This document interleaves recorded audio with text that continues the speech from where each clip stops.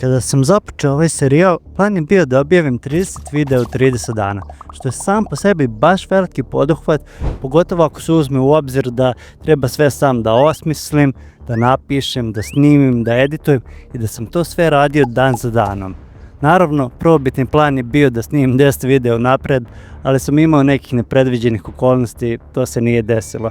I onda sam redom svaki dan snimao, editovao, izbacivao i upao u baš žestok ritam. I sve je išlo super, ali onda na 15. danu, tačno na polovini, imao sam izbor da ostanem da editujem do kasno ili da izađem i provedem kvalitetno vreme.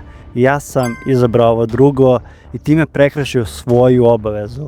Ali istina je da se ja nikada nikome nisam obavezao, da ja nikada nisam rekao u kom vremenu će da izlaze ovi videi i da jesam, koga briga, jer to je sve bilo samo u mojoj glavi i ja sam tu bivao perfekcionista.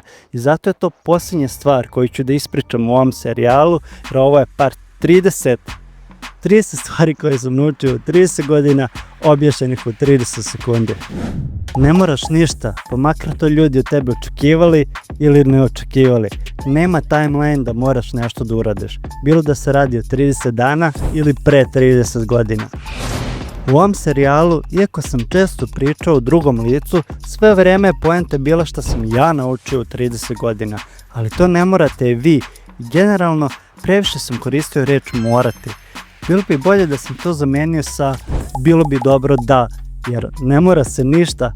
Svako ima svoj timeline, svako ima svoje iskustvo koje stiče na svojim doživljajima i svako ima svoj put. Ne mora se ni za 30 sekundi, ni u 30 dana, ne mora se ništa. Naprimjer, meni je taj dan što sam preskočio pomogao da naredne videe izbacujem brže i ranije i više sam uživao jer mi je na neki način ovaj serijal postao obaveza pre toga i to sam uvideo sa već napunjenih 30 godina. I zato je to posljednja stvar koju sam naučio i posljednji video ovog serijala. Sve u tvoje vreme. Brzaj ni sa čim u životu, nigde ne kasniš i nikoga ne juriš. Ne plaši se da sačekaš ono što zaslužuješ. Ako je voz otišao, to ne znači da je to bio tvoj voz.